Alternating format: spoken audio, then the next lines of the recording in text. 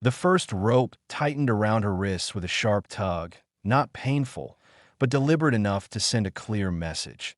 "This your hero moment?" one of the soldiers sneered. "Superman gonna save you?"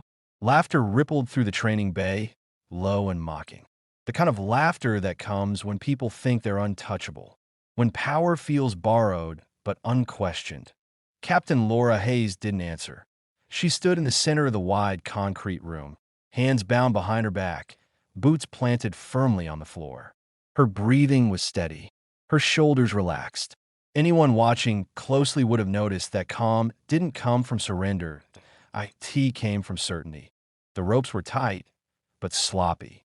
Whoever tied them had confidence, not skill. That Laura's eyes scanned the room without moving her head. 6 men, all in training fatigues, all younger, all convinced this was some kind of lesson, maybe even entertainment. "You really thought walking in here alone was smart?" another voice said. She finally spoke. "Untie me." That only made them laugh harder. "Listen to her," the first one said. "Still giving orders." "You're out of place," another added. "And out of luck." Laura tilted her head slightly, testing the tension on the rope. "You're making a mistake." That word again.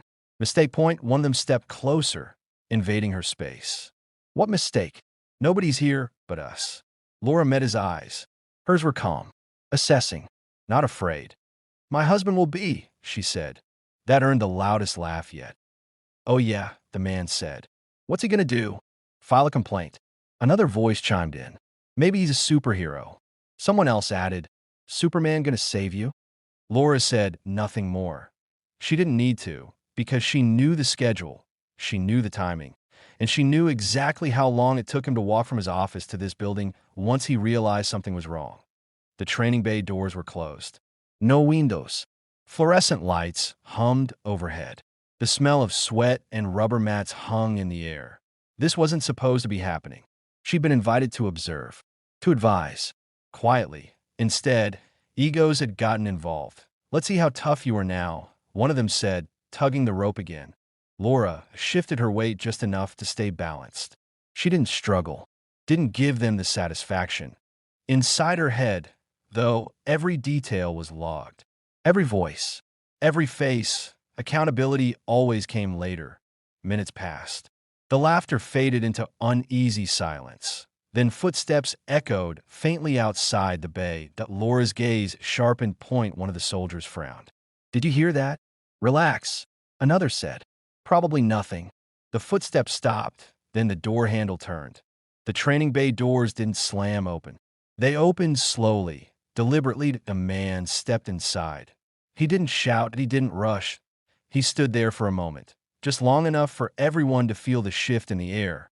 Commander Daniel Hayes took in the room with one sweep of his eyes. The bound woman, the ropes, the men standing too close. The imbalance of control. His expression didn't change, but the temperature did. "Untie her," he said calmly. The words weren't loud. They didn't need to be point. One of the soldiers scoffed nervously. "Sir, this is just now," Daniel repeated. Something in his voice cut through the room like a blade, and one moved. Daniel stepped forward. Each step was measured, controlled, the kind of walk that came from years of command, not arrogance. He stopped directly in front of Laura, close enough that she could smell the familiar scent of his cologne beneath the sterile air. "Are you hurt?" he asked quietly. "No," she replied. "But they will be if this continues." For the first time, a flicker of emotion crossed Daniel's face. Not anger, disappointment. He straightened and turned to face the room. "Which one of you thought this was acceptable?" he asked. And no answer. "Which one of you thought tying her up was a joke?" Still nothing. "You," he said, pointing to the man who had first spoken. "Step forward." The man hesitated. "Sir, we didn't know who she was." Daniel's eyes locked onto him. "You didn't need to." He reached behind Laura, hands steady, and untied the rope himself. The fibers fell away. Laura rolled her shoulders once, blood returning to her wrists. She didn't look at the man. She looked at her husband. "Thank you," she said. Daniel nodded once. Then he turned back to the room. "You will stand exactly where you are," he said. "Every one of you." The bravado was gone now. replaced with pale faces and stiff posture. You assumed power, Daniel continued, without responsibility. You assumed silence meant weakness. He gestured toward Laura. You were wrong. One soldier swallowed hard. Sir, she never told us. She shouldn't have had to. Daniel snapped. The room felt smaller now. Heavier. Laura stepped forward, finally addressing them again. You tied me up, she said evenly. You mocked me. You underestimated me. She paused. But your biggest mistake, she added, was thinking I needed saving. If this story has you hooked, make sure you subscribe to Generals and Truth Stories for more intense, realistic, and emotionally powerful stories where courage, discipline, and truth always rise. Because what happened next changed everything. The room stayed silent after her words, the kind of silence that presses against the ears and makes every breath feel louder than it should. Daniel didn't move right away. He stood beside Laura, not in front of her, not shielding her, but aligned with her. Equal. Intentional.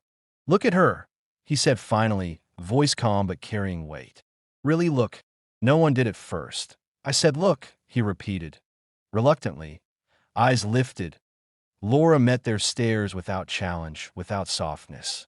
Her wrists were still red where the rope had been, but her posture hadn't changed. She wasn't trembling. She wasn't angry. She was steady.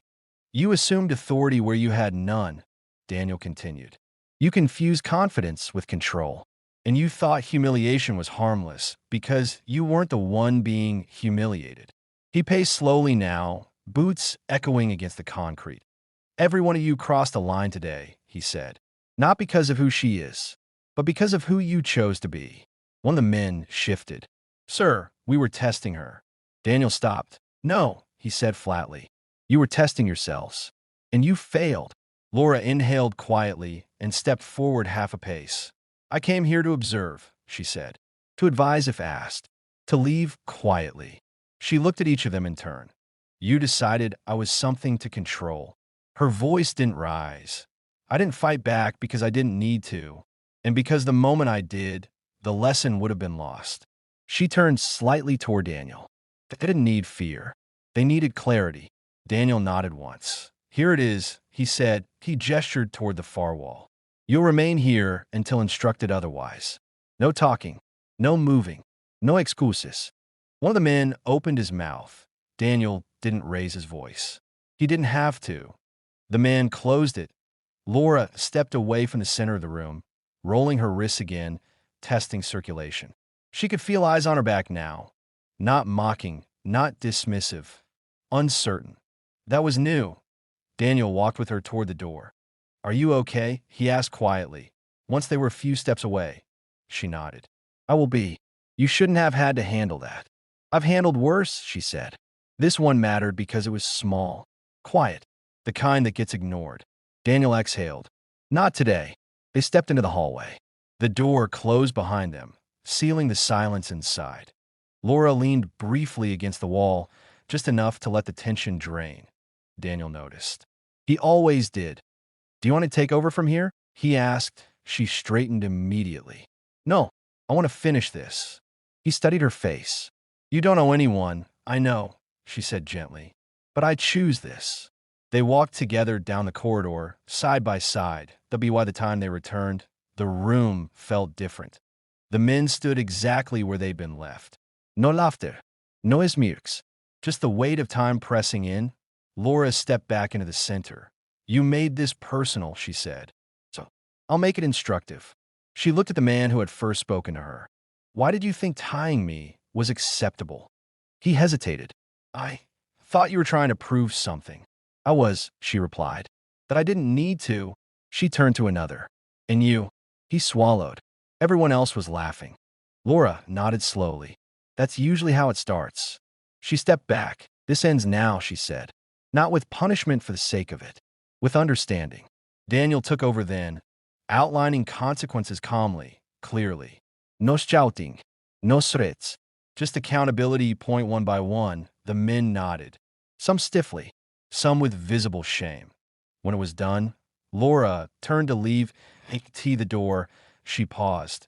Next time, she said without turning around, Don't wait for someone louder to tell you what's wrong. Then she walked out. That evening, Laura stood in front of the bathroom mirror, rubbing the faint marks on her wrists. They'd fade. Daniel leaned against the doorway. "You didn't have to go back in," he said.